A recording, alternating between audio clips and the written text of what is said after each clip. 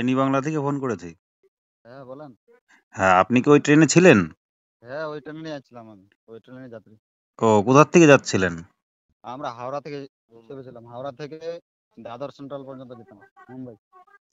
ও কটার সময় উঠেছিলেন ট্রেনে? ট্রেন কালকে লেট ছিল অনেকটা। ট্রেনের সময় ছিল 7টা বেজে 35-এ। তো লেট কটা 10:30। 10:30 বেজে গেছিল ট্রেনটা ছাড়তে ওখান থেকে, হাওড়া থেকে। আ- আমরা তো অনেকজনই ছিলাম, মানে আমরা একসাথে যেগুলো আছে 5 জন ছিলাম। ও আপনাদের অসুবিধা হয়নি তো কারোর? অসুবিধা তেমন কিছু না, বড় সড়ো কিছু হয়নি। এমনি থেকে ছোট মোটো লেগেছে, পায়ে লেগেছে, কারো মাথায় লেগেছে, রক্ত বেরিয়ে গেছে কারো।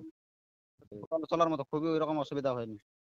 বর্তমানে এখানেই আছি। এখানে তো মাইকে এলান করলো একটু আগে যে ট্রেন আসবে নিতে আমাদেরকে। সামনে আসতে বললো, এদিকে আসছি এখন এদিকে। ট্রেন তো আসেনি এখনো। বললো যে এখান থেকে ট্রেন আসবে, তারপর স্টেশনে নিয়ে যাবে। ওখান থেকে কি করবে না করবে এখন। তো এখানেই এখনো ট্রেনটা আসেনি। দুর্ঘটনাটা হয়েছে 3টা বেজে 40, ওইরকম 3:30।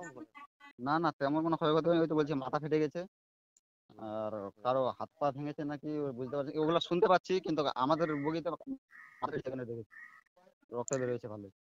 কোনোটা নিচে নেমে গেছে। আহ, আমাদের আমাদের যে লাইনে ট্রেনটা ছিল কি না, মিডিল লাইনে ছিল। ওটার বাম দিকে একটা ছিল লাইন, আর একটা উপরে লাইন ছিল। উপরে লাইন যেটা ছিল ওই লাইনটা মোটামুটি আমাদের ট্রেন যে লাইন ছিল ওই লাইন থেকে 5 থেকে 6 ফিট উপরে আর কি। তো ওইটাতে চড়ে গেছে আমাদের বগিটা। আমাদের বগি ছিল B5, S6 পর্যন্ত হয়েছে। হ্যাঁ হ্যাঁ, ভালো আছে, আমাদের সমস্যা নেই।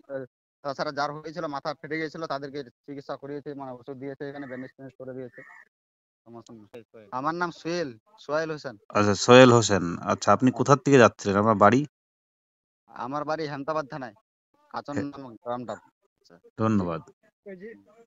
ওই দিক মিহিলা বাড়ি নিয়ে পারে, মানে আমরা যেরকম ভাঙানা বাড়ি গেলে ওরা বাড়ি নিয়ে পারে, ভাড়া করে মানা করো, ওরা আসতে পারবে।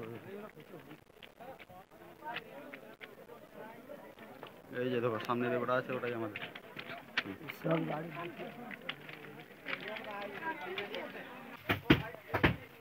একজনকে ভাঙতি লাত মারতে দুটা তো লাত মারতি হ্যাঁ, না না, ওতে হেলকা আছে, ওতে नहीं करा যাবে। फोन मत कीजिए, निकलने की कोशिश कीजिए। छोटू बाबू